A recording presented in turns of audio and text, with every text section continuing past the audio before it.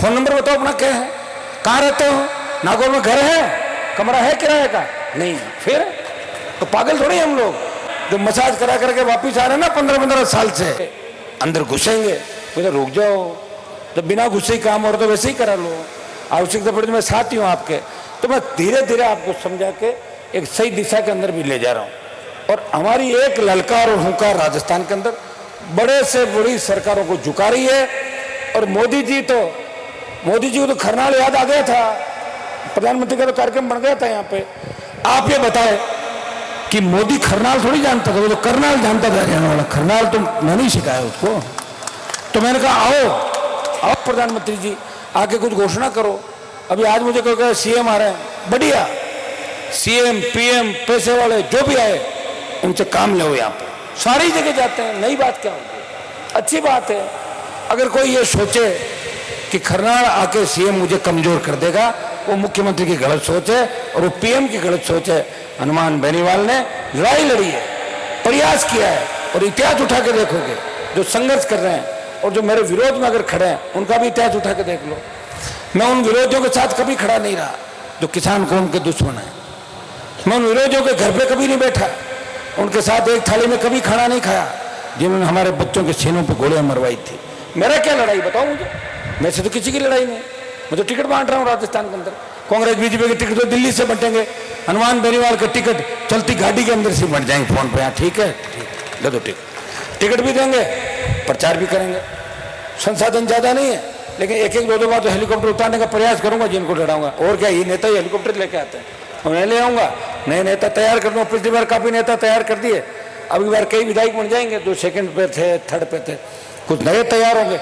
ये तय है कि राजस्थान में एक नंबर पे कोई पार्टी नहीं है। बीजेपी हिलोरे खा रही है राजस्थान के अंदर, और कांग्रेस रिपीट की बात कर रही है, लेकिन मन में जानती है कि कांग्रेस की स्थिति क्या है।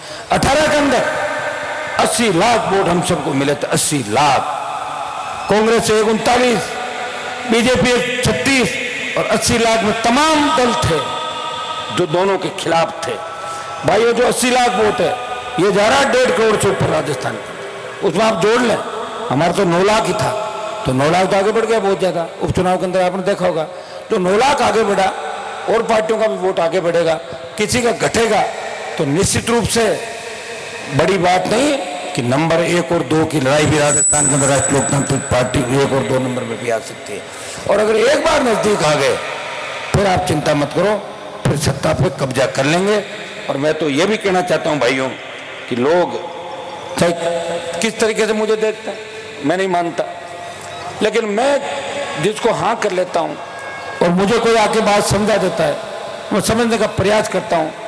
हर आदमी मेरे घर पे आए, मैं चाहता हूं उसका काम हो, वो निराश होकर नहीं लौटे, वो मुझे दुआ दे के जाए, मुझे धन्यवाद दे के जाए कि हनुमान जी के घर गया, मेरा काम हुआ। मैं यही तो चाहता हूँ, ये तो काम ही तो पूजा है व्यक्ति की। आप लोग देख रहे हो कि लड़ने वाला कौन है राजस्थान में, नहीं इस देश में कौन है लड़ने वाला, कोई नहीं देश के अंदर। जिस समाज से मैं आता हूँ, जट सिखों को मिला लो, जाट समाज के सांसदों को मिला लो, संख्या 25-30 है, लेकिन इस कौम के लिए लड़ने वाला देश में जब आवश्यकता पड़ेगी, जब हमारी पहलवान बेटियां जंतर मंत्र पे थी, बजरंग को इनको गिरफ्तार कर लिया था, जंतर मंत्र पे भी पहला देश का कोई सांसद गया, वो नागौर का सांसद था, बजरंग को थाने से छुड़ा के लाया, वो नागौर का सांसद था। लोकसभा के अंदर उस बाहुबली सांसद के खिलाफ आवाज उठा के मोदी को चुप कराने का प्रयास किया, वो नागौर का सांसद था। बैठे मोदी जी, कौन सी बात करते हो, कौन से महिला आरक्षण की बात करते हो, हमारी बेटियां सुरक्षित नहीं देश के। ये जज्बा ये आपके सांसद के अंदर है।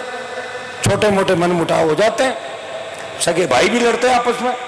आज का युग तो कलयुग है, कलयुग में तो सामने वाले तो लड़ते नहीं है, हमें तो आस-पास जो बैठता वही लड़ता है। तो छोटी मोटी बातें हो सकती, लेकिन छोटी मोटी बातों से हम बड़ी गांठ हम लोगों को नहीं बांधनी। हो सकता है किसी का फोन नहीं उठाया मैंने, मेरी मजबूरी, अभी मैं कार्यक्रम भाषण दे रहा हूँ, फोन पड़ा होगा, नहीं उठा पाया होगा। इन बातों से नाराज नहीं होना चाहिए। इतना ही ध्यान रखो कि आपका नेता आपको छोड़ के गया नहीं, कोई विदेश यात्रा पे नहीं गया, कोई स्विमिंग करने के लिए देश के वर्ल्ड के किसी कोने में नहीं गया, कभी मसाज करने के लिए दूसरी जगह नहीं गया आपका नेता, यही है आपके बीच। जो मसाज करा करके वापिस आ रहे हैं ना 15-15 साल से, 10-10 साल से, वो पूछना 10 साल 15 साल कहाँ थे, 20 साल कहाँ थे, क्या कर रहे थे आप लोग, कहाँ थे, पता ठिकाना क्या है, फोन नंबर बताओ अपना क्या है, कहाँ रहते हो, नागौर में घर है, कमरा है किराए का, नहीं, फिर तो पागल थोड़ी हम लोग जो पीछे हो जाएंगे। भैया ध्यान रखना है और ध्यान रखना ही है। मुझे लोगों ने कहा कि आपको चुनौती, मैंने कहा मेरे को कौन चुनौती दे सकता है, मैं तो वसुंधरा गहलोत और मोदी को चुनौती दे रहा हूँ, और जो लोग उनसे दुपट्टा बांध रहे हैं वो मुझे कहाँ चुनौती देंगे। मेरी चुनौती मैं स्वीकार करने के तो स्वीकार कर ही रहा हूँ। 2 बार तो देख लिया आपने, और आ जाएंगे चुनाव और देख लेंगे। और कोई मैंने मेरी लड़ाई नहीं लड़ी, मैंने आप सबको मजबूत किया। जिनका राज था ये नरसिंह जी सरपंच साहब बैठे हमारे ग्वाड़ू से आते हैं, खजवाना ग्वाड़ू, जो मजबूत इलाके थे, हमारी कौम के मजबूत इलाके, जो जागीरदारी प्रथा के खिलाफ लड़ते थे। कितना विकास हुआ था आपके वहाँ 30-40 साल पहले सरपंच साहब, कितना हुआ था 40 साल पहले? अब तो आपने एक ही जगह 2 बार विकास करा दिया। अरे बड़ी बात है, लेर चली, जागरूकता बढ़ी, और ये जागरूकता का परिणाम है कि आप लोग आज बैठ के हमें अपने मन की बात भी कह सकते हो, नाराज भी हो जाते हो, राजी भी हो जाते हो, लेकिन एक चीज का हमेशा ध्यान रखना है, मजबूत मजबूत होता है, कमजोर कमजोर होता है। जो एक जगह नहीं टिक सकता वो दूसरी जगह कभी नहीं टिकेगा। जो अपने लोगों को नहीं हुआ वो दूसरों का कभी नहीं हो सकता। इन चीजों का भी गिन के आपको गांठ बांधनी है। मुझे लग रहा है खींवसर विधानसभा क्षेत्र जिसने मुझे ऊंचाइयों पे भेजा, मोंडवा से शुरुआत हुई, खींवसर से विधायक बना, और प्रयास तो करता हूं आपको संभालने का, लेकिन आप जितना चाहते हो मैं हर समय आता रहूं, संभव नहीं हुआ। बीच बीच में आपके बीच आता रहा, समय नहीं मिलता। अब यात्रा भी चलेगी, वो भी करनी जरूरी है। अपन बात राजस्थान पे राज लाने की कर रहे हैं, और जब भी मेरा नाम चलता है तब खींवसर का, नागौर का नाम जरूर आता है। खींवसर के पूर्व विधायक और नागौर के सांसद तेजा जी के भक्त हनुमान बेनीवाल राष्ट्रीय लोकतांत्रिक पार्टी को राजस्थान में व्यवस्था परिवर्तन के लिए लेके आगे बढ़ रहे हैं। 28 तारीख से यात्रा चलेगी, और इधर कैसे कैसे अपना रूट होगा वो भी फाइनल कर देंगे। कोशिश करूंगा कि प्रत्येक विधानसभा क्षेत्र के अंदर जाऊं, प्रयास करूं, और करीब करीब विधानसभा क्षेत्रों में जाऊंगा, और बच्चों को और ऊर्जा कैसे मिले, जोश कैसे आपका बढ़े, विकास के काम हमारे यहाँ कैसे हो, किस तरह भव्य मंदिर बने, और तेजा जी के खरनाल के भव्य मंदिर के बाद जगह जगह राजस्थान में कैसे मंदिर बने, ये काम भी हम सब मिलकर करेंगे। आप सबको, कमेटी को मेरी ओर से धन्यवाद।